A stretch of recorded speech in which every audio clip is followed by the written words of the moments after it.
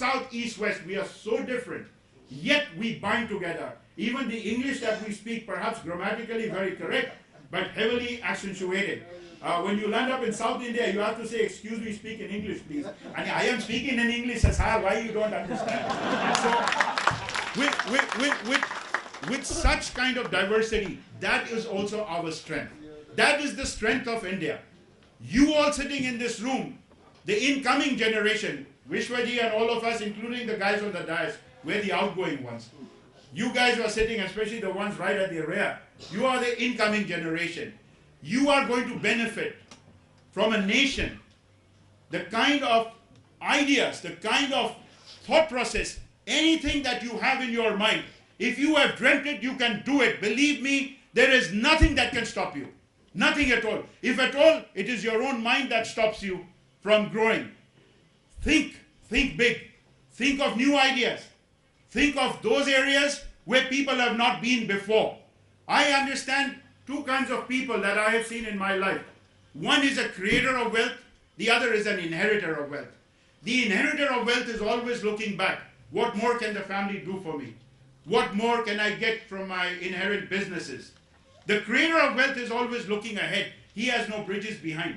He has burnt the bridges when he has started moving forward. The creator of wealth is the one that I call an entrepreneur. The creator of wealth is a man or a woman who has in his heart and mind already decided, I will work for my own self, I will work for my country, I will work for my people. It's not just about doing a business. I come from a family where even if I do nothing, 3-4 generations can still live comfortably. But that is not my calling. My calling is to do something new and something different. And 30 years I have been pursuing that goal. 30 years I have pursuing the role of an entrepreneur. And even today my thought process is that of an entrepreneur. What more? What next? What else? These are the kind of things that have to stimulate and challenge your mind. That I have come here, let me also do something. And believe me, falling down once, twice or thrice should not deter you. Every time you fall back, we have a saying from a community I come, Mohal Brahmins, गिरता ही घुड़सवार मैदान जंग में वो क्या गिरे जो घुटनों के बल चले सिर उठा के चलो भारतीय हो कोई छोटी हस्ती नहीं हो 7000 साल की परंपरा आपके अंदर है and what today you see in the IT sector is only that the great Indian mind has a medium by which it can express itself. Why do many international companies have their backroom offices in India? आप management की अगर बात करते हैं तो चाणक्य नीति तो आज भी बात की जाती है. Our two epics, the Mahabharata and the Ramayana, teach us whatever is existing in today's world. So nothing has to be reinvented. The only thing we have to do is adapt to the scenario and adapt to the country in which you are. I am a great advocate of the fact is that the greatest growth you are going to see in the coming years is here in India. It's not anywhere else in the world. It's right here in India. Years ago, I was given a time, I think it was a Friday evening, and about 7 o'clock to meet our then president. We were, I think, 4 or 5 of us, President Kamal. And the first thing he asked is, what about the windmill? I said, Your Excellency, clean energy and renewables is what we are looking at. Now, he at that time gave a roadmap also for clean energy that by 2030, 30% of Indian energy will come from renewable energy technologies. So the vision is there. The enabling environment is very much in place and is even improving as we speak day by day. The entrepreneurs are what we need. And each one of you can be one of those entrepreneurs who comes up with a new idea. We thought of wind, we thought of solar. Perhaps you think of hybrid systems. Think of wind and solar photovoltaic. Think of wind and biomass. These are innovations. When you go around yourself and you see the different changes in the country, I think many of you, how many of you belong to Delhi? Can you raise your hands? So in the last couple of years, you have seen how fast the metro came up and how it has changed our perception of travel in our own city. Now, in a similar way, think of energy. And think that with clean energy technologies, when we say renewable energy technologies, we say wind. Professor, your country has more than, I think, 26,000 megawatts of wind power, and you have a huge photovoltaic roof program in Germany. And this is the kind of things we are looking in India also now, is roof-type photovoltaic, is wind power. I think you are heavily now into wind power in Germany. It was highly subsidized by the government. Right. Private households. Right. Encouraged it. In the solar program and also in the wind. It is interesting that in Germany, and you can correct me if I'm wrong, an individual can specify he likes his power from wind or from solar, but renewables he can buy at a little premium. You can make a decision about the mixture of your supply. Of what you want. Now, this is the kind of thinking that has led an industrialized nation like Germany to make major investments into renewable energy technologies. The next advent in wind that we see is offshore. That's going in, for us it's like Tamil Nadu and Gujarat, off the coastlines to go and to build wind farms. You are already building huge wind farms in the North Sea and changing the entire ethos of energy and the way it comes into your country. So these are the kind of ideas wherein your engineering and managerial acumen are both going to come and play together, and at the same time you are going to be excited about what you're doing. Believe me, in life I have enjoyed every minute of what I have done. If that was not so, I would not have been standing before you today. In every second of what you do, enjoy it. I don't know if the word you call it the game. What did you say? It's game time. Well, I say it's show time. It's not game time. But believe me, the game itself has changed in our part of the world.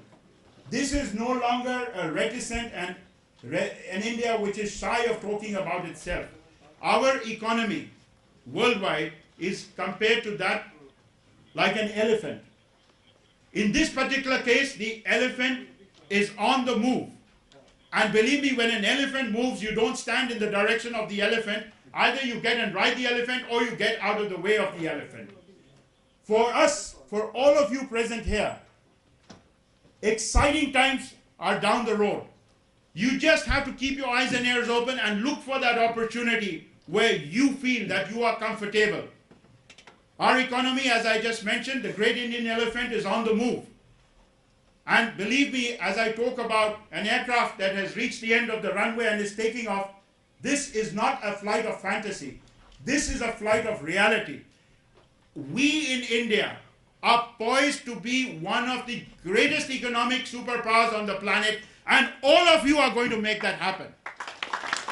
My best wishes to all of you, and wherever and whenever, Vishwaji, you would need any of the old-timers to come and give you some of the wisdom that we have picked up. The new-timers, not the old-timers. He's leading the show. Well, the old-timers are here on the dais, and the oldest is right in front of the mic here. But having said that, wherever you want, we will not stand behind you. We will stand in front of you. We will be part of your evolution and taking your own institute to further and greater heights. I would once again like to wish all of you a very successful career. And believe me, your greatest opportunity is in India itself. We are a nation that is on the move. We are a nation that is an envy today of the rest of the planet. We are a nation where every day we are receiving delegations, and we have to be careful not to mix the countries up, because the advent of people coming to us is so high. With technology, with finance, with ideas. If you have a sound project, finance is not an issue. You can get finance from all over the world today, provided your idea is strong. And believe me, no idea is a perfect idea. We are in a dynamic state. You're not in a static state. In a dynamic state, things keep changing. Things keep evolving. And you have to change and adapt to the evolution. Even for me, as a visiting professor in the past to IIT on 3 terms, it used to be a pleasure to address the students, because before you enter there, they've already researched your topic. So they have more questions than you can explain to them. Believe me, asking questions is important. Ask as many questions as you want. Talking to people who have experience and knowledge is a great asset, and never hesitate to approach such people, because you can only learn from them. But ultimately, it is you as an individual who is going to make that leap forward. It is you as an individual who is going to take India into the century where we are going to be one of the major superpowers in economics on the planet. Thank you very much, and God bless you all.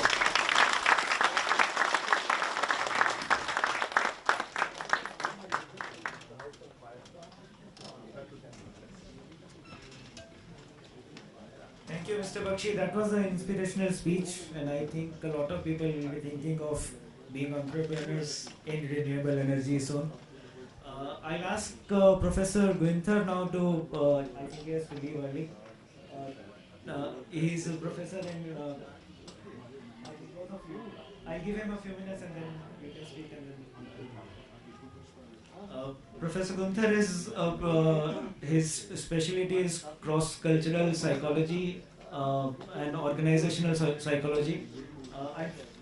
I understand it that you have taught and worked in many countries. I want you to, if you will, give us some perspective of how entrepreneurship is perceived in different cultures in different ways. Is this idea similar in all cultures? Does it different across countries in the world?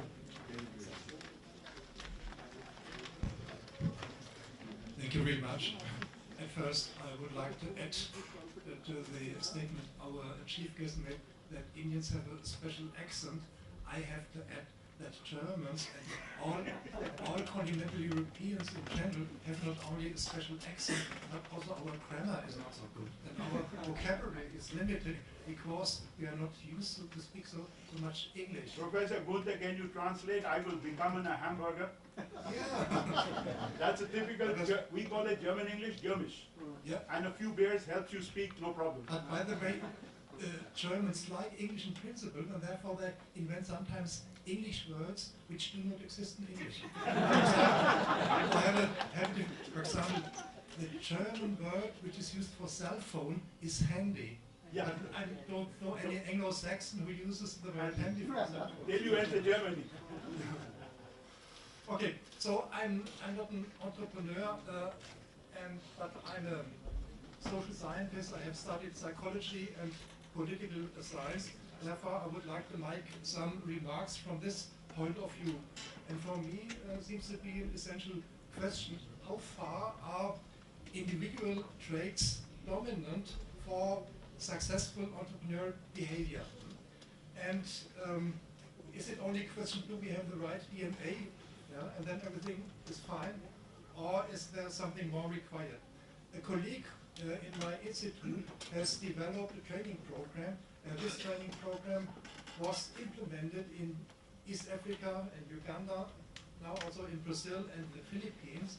And the basic idea is to train. So in these countries, the percentage of entrepreneurs was reduced during the last years, yeah? And now a countermeasure was installed to increase this number again. Now the basic idea of this training program was to train graduates in business administration in specific fields, and now and one group received this training and the other group did it not, experimental and control group, and later it was assessed how many employees were hired by those who had established a business. So the final outcome of this experiment was that you can learn it. You can learn to become an entrepreneur. Yeah? And there were also 3 bundles of variables which seem to be relevant. So at first, self-efficacy, you have to believe that you can be successful. Yeah? If you doubt, then when I listened to you and I heard the power in your voice, then I thought, oh, he would represent this already in a non-verbal way. But Professor, that's why I chose to speak before you debate, because I saw all your analysis of an entrepreneur on a sheet which was sent to me. So I said, let me first show them what an entrepreneur is all about, then you debate and discuss the entrepreneur. I think it's always interesting to compare the perspective and experience of a practitioner versus the social scientist. That's sometimes a huge gap.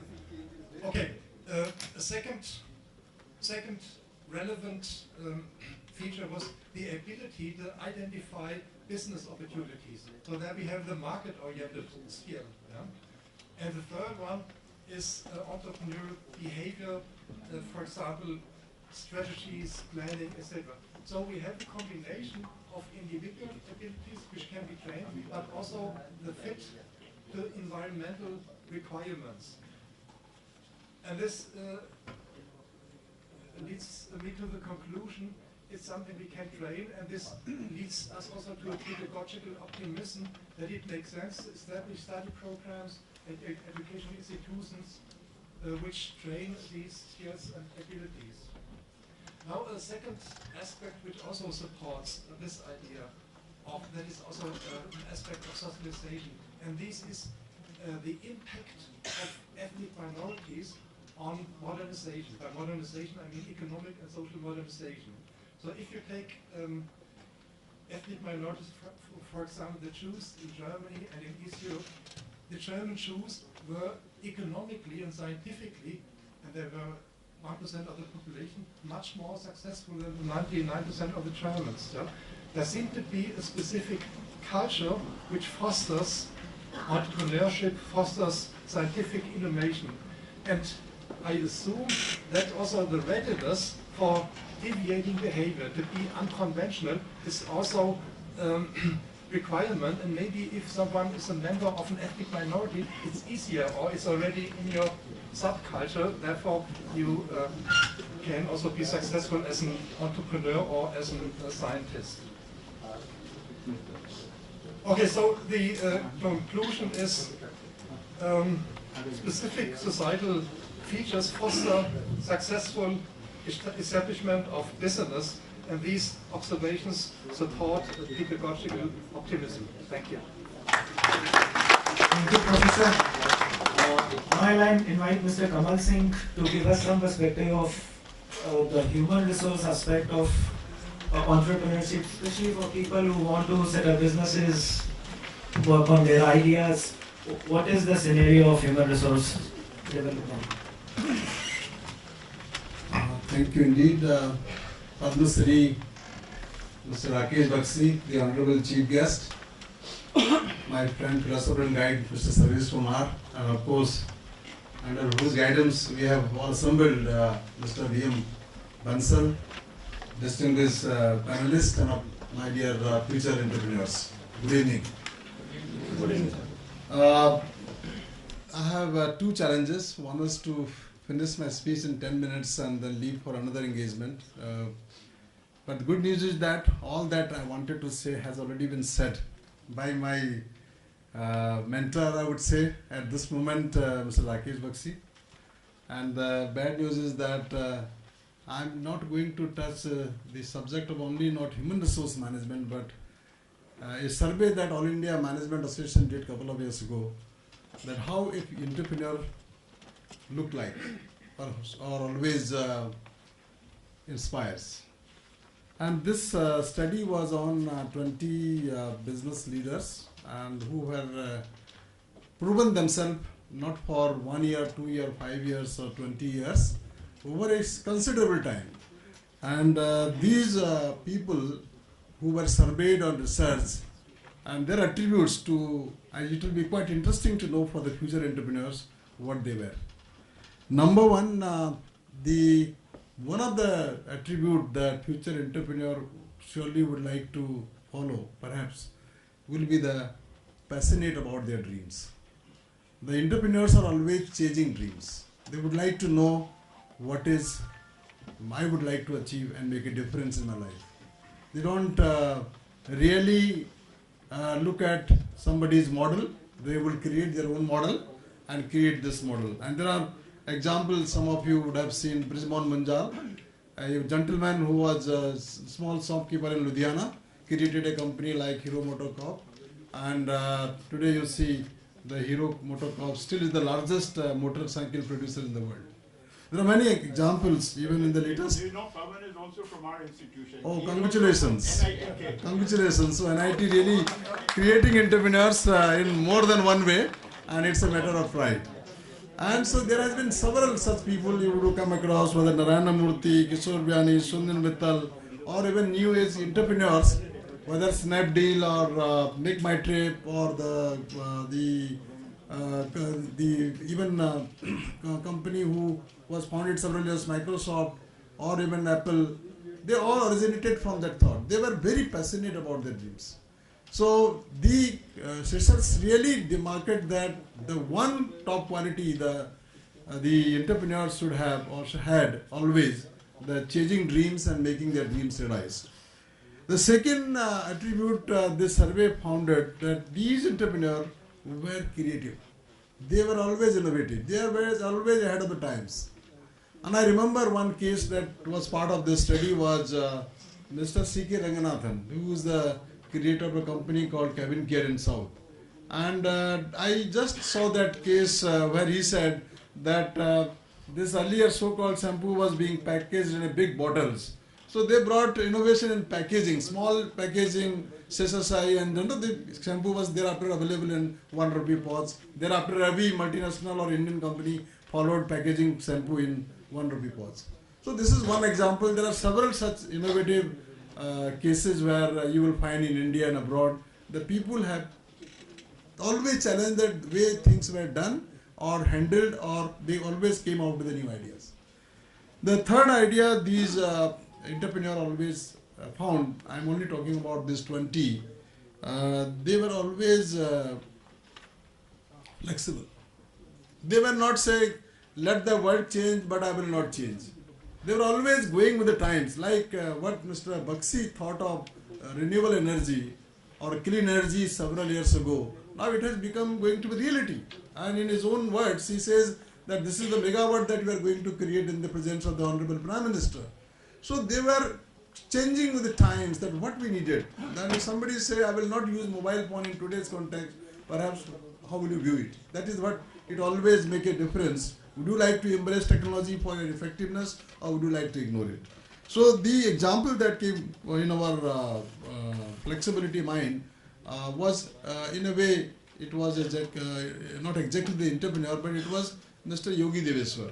You look at ITC had a product portfolio of only tobacco, or for that matter, no? The ITC had changed its own business model. They moved from not only tobacco now to entire FMCG model.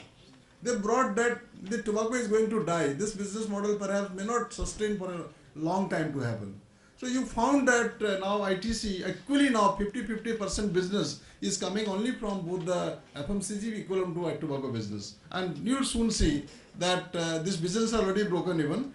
The FMCG business will take over than the tobacco business. So this is one example. These entrepreneurs, these leaders were changed with the times. What was needed, what is relevant. If the Yogi Deveswar would have thought of, no, I will only do tobacco business, let the tobacco business die, let this company die, perhaps you would have not seen ITC getting into so many forays.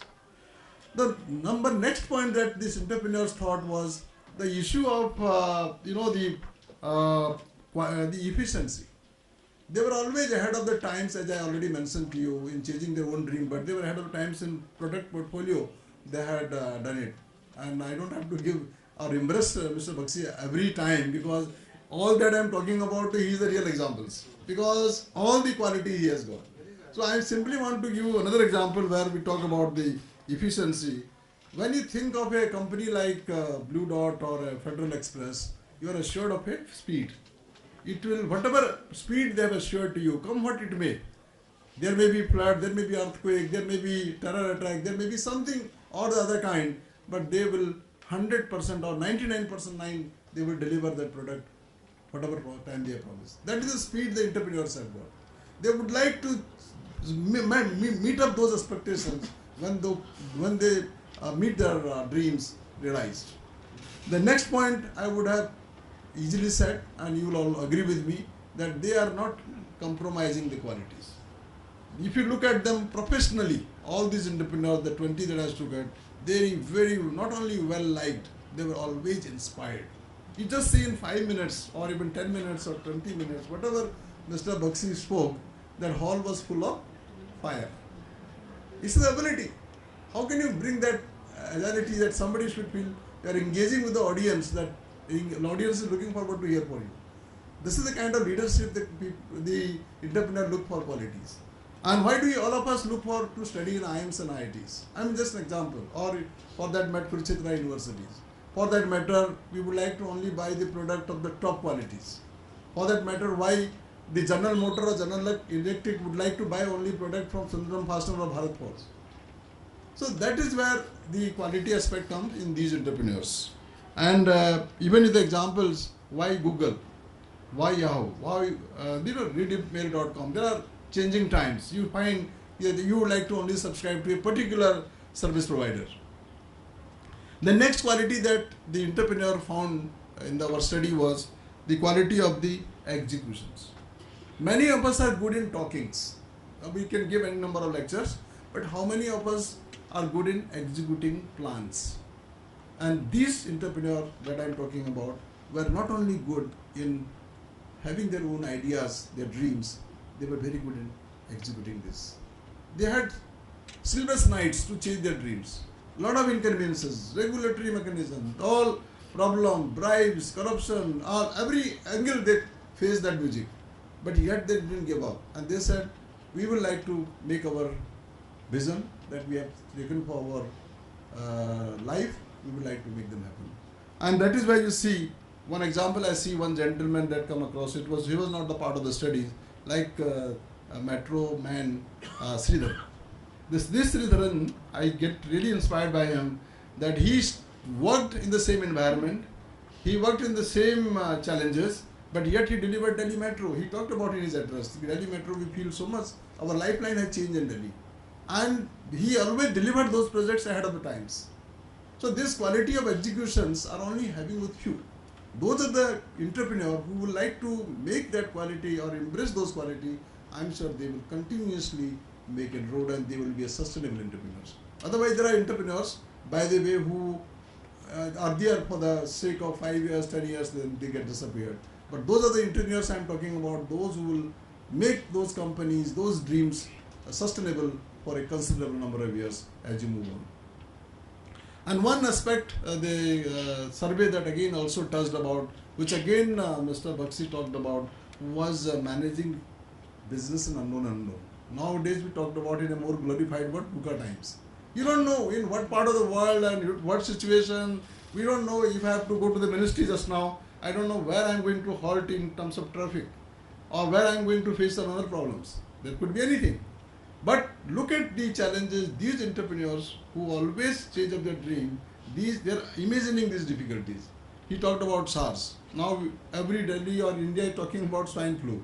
Everybody, there could be a terror attack, there could be a earthquake, there could be a tsunami. I mean, we don't know.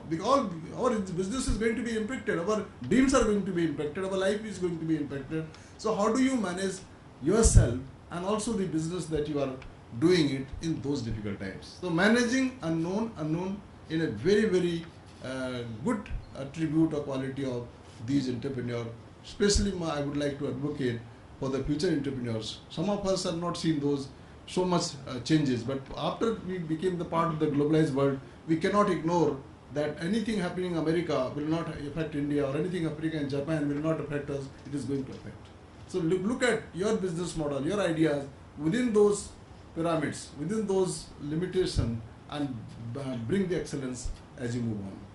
And the final point that I would like to say before I say thank you is the fact that the entrepreneur, who are in fact the future entrepreneurs, if you will have to look at one thing, I think it will be my own philosophy in my life, you need to be strong in values and ethics. You may succeed for 5 years, 10 years, 50 years with an unethical practice or with your unethical values.